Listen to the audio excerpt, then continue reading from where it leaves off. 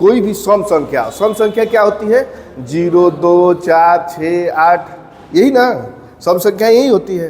तो किसी भी संख्या के अंत में अगर क्या हो, 0 हो, 2 हो, 4 हो, 6 हो, 8 हो, तो संख्या किससे कट जाएगी? 2 से कट जाएगी। ठीक है, तो इसे लिख सकते हैं किसी भी संख्या के अंत में, ठीक है, के अंत में, ठीक, 0, 2, 4, 6, 8 हो, तो वह संख्या क्या होगी? तो वह संख्या 2 से पूर्णतः विभाज्य। तो 2 से पूर्णतः विभाज्य का मतलब समझ रहे हो ना, भाग लग जाएगा। तो संख्या में क्या होगी? 2 से पूर्णतः भाग लग जाएगी, ठीक है, विभाज्य हो जाएगी। कोई दिक्कत नहीं है ना?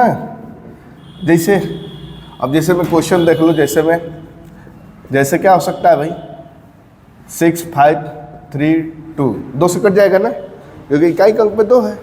अगर हम कहते 6, 0, 5, 9, ये कटेगा? 2 से नहीं कटेगा। लेकिन यहाँ पे अगर हम 0 लगा देंगे तो क्या हो जाएगा? कट जाएगा ना, कोई दिक्कत नहीं है। 2 से विभाज्यता का नियम समझ में आ रहा है? किसी को दिक्कत नहीं है ना? है 3, अब हो जाएगा किससे? 3 से विभाज्य होने का नियम क्या होता है? 3 से विभाज्यता का नियम क्या कहता है? थोड़ा सा देखो। यदि किसी संख्या के यदि दी गई संख्या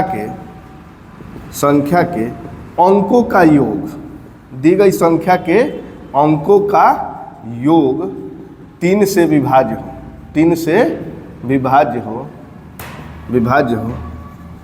तो वह संख्या 3 से पूर्णतः विभाज्य होगी। किससे विभाज्य होगी? 3 से पूर्णतः विभाज्य होगी। ये बातें समझ पा रहे हो क्या? मतलब कह रहे हैं कि यदि किसी भी दी गई संख्या के अंकों का योग 3 से विभाज्य हो, तो वह संख्या क्या होगी? 3 से पूर्णतः विभाज्य होगी। जैसे हम कोई संख्या लिख दिए, ठीक, 5, 2, 9। अब पूछे कि भाई बताओ ये 3 से विभाज्य है कि नहीं, तो इसको जोड़ो सबको। 6, 5, 11, 11, 2, 13, और 13, 9 कितना हो जाएगा? 13, 9, 22, 22 3 से कटता है? नहीं ना कटेगा। तो ये संख्या 3 से विभाज्य नहीं होगी। लेकिन अगर हम फिर यहाँ पे 2 लिख देते हैं, ठीक है, फिर यहाँ पे हम क्या लिख देते हैं? 2। तो देखो, तो अब ऐड करो तो 6, 5, 11, 2, 13, 13, 9, 22, 22, 2, 24, और 24 जो है 3 से विभाज्य होता है ना जी। 3 से कटे, 3 8 24, कटेगा नहीं है 3 से। तो यह संख्या क्या होगी? पूर्णतः 3 से विभाज्य होगी। ये बातें समझ पा रहे हो क्या? किसी को दिक्कत नहीं है ना? ये समझ पा रहे हो? जैसे कि देखो, अब अगर हम कोई संख्या लिख दिए, मान लो कि ऐसे x लिख दिए और 3 मान लो कि यहाँ पे लिख दिए 2, ठीक, 6 और x लिख दिए, ठीक। अब बोलेंगे कि x के जगह पे क्या लिख दें? x के जगह पे ऐसी कौन सी संख्या लिख दें कि यह संख्या 3 से पूर्णतः विभाज्य हो जाए? तो अब देख लो, तो हम जोड़े सब 6, 2, 8। 8 के बाद ऐसी कौन सी संख्या होगी जो 3 से कट जाएगी? देखो, छोटी संख्या, थोड़ा सा ध्यान रखना। ऐसे लिखने के बहुत सारे लिख सकते हो, लेकिन वो छोटी संख्या क्या लिख सकते हो जो x के जगह पे जो 3 से पूर्णतः विभाज्य हो जाएगी, ठीक है। तो इसको जोड़ोगे तो 6 2 कितना हो जाएगा? 8, 6 2 कितना हो जाएगा? 8। अब भाई 8 तो कटता नहीं है, तो अगली संख्या कौन है जो 3 से पूर्णतः विभाज्य होती है? 9 होती है ना। तो यहाँ पे क्या लिख देंगे? x के जगह पे 1 लिख देंगे, तो 6 1। बात समझ लो, x का मान कितना हो जाएगा? 1। बातें समझ रहे हो? समझ पा रहे हो कि नहीं? तो ये किससे विभाज्य होने का नियम है? 3 से। अच्छा, ये तुम लोग बताओ तो, ये 3 से कट जाएगा? बताओ तो, है 6 3 9 2 11 1 12, 3 से कट जाएगा ना। एक चीज़ और तुम लोग को यहाँ पे बताने जा रहे हैं, थोड़ा सा समझो। अगर हम 5 7 मान लो कि 1 लिख दिए, ठीक, ये बताओ तो 3 से कटेगी संख्या? है नहीं कटेगी ना। लेकिन अगर हम इसी में पूछ दें कि इस संख्या में हम 3 से भाग दें तो शेष क्या बचेगा? शेष क्या बचेगा? इस संख्या में अगर 3 से भाग दोगे तो शेष क्या बचेगा? तो तुम लोग ऐसे दे सकते हो, 5 3 से 3 एकम 3, ठीक है, 2 7 3 27 हो जाएगा ना। यहाँ क्या हो जाएगा? 0 0 1, यानी शेष क्या बच रहा है? 1। लेकिन हम लोग उसे नहीं करेंगे। देखो समझो, इन सबको जोड़ो, 7 5 12 1 13, और 13 में 3 से भाग दो तो 3 चौका 12, शेष कितना बच रहा है? तो फट से बता दो इसी तरह जोड़ के कि 3 से इसमें भाग देंगे। इस तरह से हल करने की जरूरत नहीं है, यहीं पे जोड़ो। 7 5 12 1 13, 3 से भाग दिए, शेष क्या बचा? 1 1 हो गया, कहानी खत्म। समझ रहे हो क्या नहीं? जैसे कि हम बोल दें, बताओ 61 में 3 से भाग देंगे, शेष क्या बचेगा? तो फट से 6 1 7, 3 दूनी 6, शेष क्या बचा? 1। समझ रहे हो कि नहीं? कुछ समझ में आ रहा है क्या बोल रहे हैं? जैसे कि 103 में अगर 3 से भाग दिया जाए तो शेष क्या बचेगा? तो 3 1 4, 3 1 3 1। समझ में आ रहा है कि नहीं? थोड़ा सा इस तरह से जल्दी जल्दी कर सकते हो। आज हम लोग सीखेंगे क्या आगे, जल्दी जल्दी करना, कैसे हम लोग जल्दी जल्दी क्वेश्चन कर सकते हैं। तो 3 से विभाज्यता का नियम समझ में आया तुम लोग? कोई दिक्कत नहीं है? कोई दिक्कत नहीं है ना? अब देखो, इसमें एक क्वेश्चन इस तरह से पूछता है कि अगर मान लो कि हम 6 5 ठीक 3 ठीक है, अब कहते हैं कि x लिख दे रहा है, ठीक है। x का वह छोटा से छोटा मान क्या होगा जिससे कि वह 3 से विभाज्य हो जाए। ये बातें समझ पा रहे हो क्या? विभाज्य हो जाए। बताओ तो x के जगह पे क्या रख दोगे तो 3 से विभाज्य हो जाएगा। छोटे से छोटा मान, बड़ा से बड़ा नहीं, छोटा से छोटा। हाँ तो देखो, तो 6 5 11 3 11 3 और 14 के बाद कौन सी ऐसी संख्या है जो 3 से कटती है? 15 ना। तो x के जगह पे क्या लिखोगे? 1 लिखोगे ना। x बराबर क्या हो जाएगा? 1। ये बातें समझ रहे हो? समझ पा रहे हो कि नहीं है? कोई दिक्कत है किसी को? बताओ इसमें किसी को कोई समस्या नहीं ना है? समझ में आ रहा है ना सबको? देखो, जिसको नहीं समझ में आएगा बोलोगे जितना ना उतना हम बढ़िया से समझाएंगे तुम लोगों को। चुपचाप नहीं बैठना है, एकदम बेहिचक बोलते रहो। नहीं आ रहा है बोलोगे, अरे यार नहीं आ रहा, नहीं आया। और जितना तुम लोग बोलोगे हम उतना समझाएंगे, ठीक है? एकदम बेसिक एक चीज़ें समझ लेना है। ये पूरी बातें समझ पाए? कोई दिक्कत नहीं है? देखो, अब देख लो, एक और क्वेश्चन ले लो। मान लो x लिख दिए और यहाँ पे लिख लिए हम, मान लो कि 2, यहाँ पे क्या लिख लिए? 2। अब पूछेंगे कि यह संख्या जो है 3 से विभाज्य है। संख्या क्या है? 3 से विभाज्य है। तो x का मान क्या होगा? तो x का मान, न्यूनतम मान, x का न्यूनतम मान, ठीक है? मान x का न्यूनतम मान क्या होगा? न्यूनतम मान बताओ तो क्या हो जाएगा? x का न्यूनतम मान क्या हो जाएगा? अब जोड़ो, जैसे इस तरह 5 3 8, 8 2 10। अब 10 के बाद कौन सी ऐसी संख्या है जो 3 से विभाज्य हो सकती है? तो 10 के बाद 11 12, यानी 2 कम है, तो यानी x बराबर यहाँ पे हम क्या लिख देंगे? 2। तो यह संख्या क्या होगी? 3 से पूर्णतः विभाज्य हो जाएगी। समझ पा रहे हो क्या? कोई दिक्कत नहीं है ना? किसी को कोई दिक्कत नहीं होना चाहिए।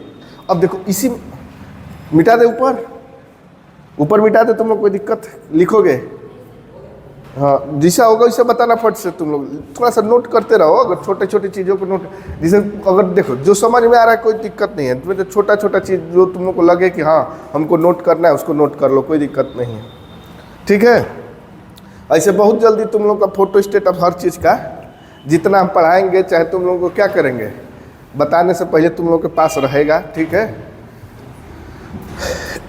कोई दिक्कत नहीं है ना? अभी हाथ सही नहीं हुआ तुम्हारा? अच्छा, अभी समझ पाया कि नहीं? अच्छा, अगर हम कह दें x का अधिकतम मान क्या हो सकता है? यहाँ पे अगर x का न्यूनतम मान तो 2 हो गया, x का अगर हम कह देते कि अधिकतम मान बताओ, अधिकतम का मतलब समझ रहे हो? यहाँ पे x के जगह पे बड़ा से बड़ा क्या लिख सकते हैं? तो एक बात समझो, x एक ही डिजिट लिखना है ना। अब 2 नंबर की तो संख्या लिख नहीं सकते हैं, यानी 0 से लेकर 9 तक की क्या लिख सकते हैं? अंक लिख सकते हैं यहाँ पे। अब 0 से 9 तक ही ना लिख सकते हो, उससे बड़ा नहीं ना लिख सकते हो, क्योंकि उससे बड़ा 2 डिजिट में चला जाएगा, 2 डिजिट में थोड़ी लिखेंगे, यहाँ पे एक ही डिजिट लिखना है। ये बातें समझ पा रहे हो क्या? तो अधिकतम मान जब कहेगा तो 5 3 कितना हो जाएगा? 8, 8 2 10। अगर 10 x के जगह पे 9 रखोगे, पहले क्या रखोगे, अधिकतम पूछा तो क्या रखोगे, उल्टा हो, पहले 9 रखोगे तो 10 9 क्या हो जाएगा 19, 19 नहीं ना कटता है, तो फिर उससे थोड़ा सा नीचे आओ, 8 होगा ना, तो 8 जब रखोगे यहाँ पे तो ये कट जाएगा, यानी x का अधिकतम मान क्या हो सकता है 8 और न्यूनतम मान क्या हो सकता है 2।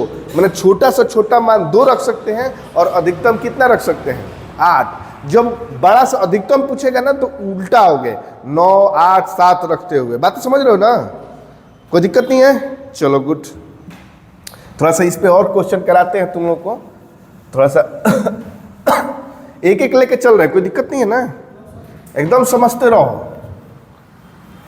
कोई भी समस्या होगी तो तुम लोग बोलना फट से, एकदम कोई भी दिक्कत हो तो, ठीक। आगे देखो, यहां तक कोई दिक्कत नहीं है। देखो अब हम कहते हैं 5x, ठीक है, 3, ठीक, 3 से विभाज्य है। किससे विभाज्य है, 3 से विभाज्य, मतलब हम ऐसे लिख दिए संख्या, यहाँ क्वेश्चन ऐसे करके आता है, संख्या 5x3 3 से विभाज्य है, तो x के अधिकतम तथा न्यूनतम मानों का अंतर क्या होगा, न्यूनतम मानों का अंतर क्या होगा। ये बातें समझ पा रहे हो का अंतर क्या होगा, माने x का अधिकतम मान क्या हो सकता है और न्यूनतम मान, दोनों का अंतर। तो x का पहले निकालो, न्यूनतम मान कितना हो सकता है, तो 5 3 8 1 9, तो x का न्यूनतम मान कितना हो गया 1। अब बड़ा वाला देख लो, तो 5 3 8 x के जगह पे 9 रखोगे तो कितना हो जाएगा, 9 8 17, 17 नहीं ना कटेगा, तो अब फिर 8 रखो, 8 रखोगे तो 8 8 16 नहीं कटेगा, फिर 7 रखोगे तो 5 3 8 7 15, और 15 3 से कट जाएगा ना, 3 5 15 कट जाता है कि नहीं।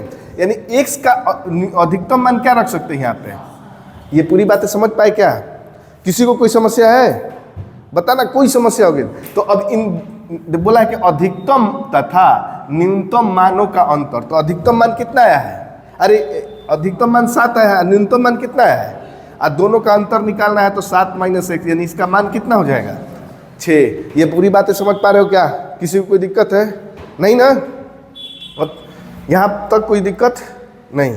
देखो ऐसे भी एक लिख देगा इस तरह से क्वेश्चन, संख्या 2 1 y, ठीक है,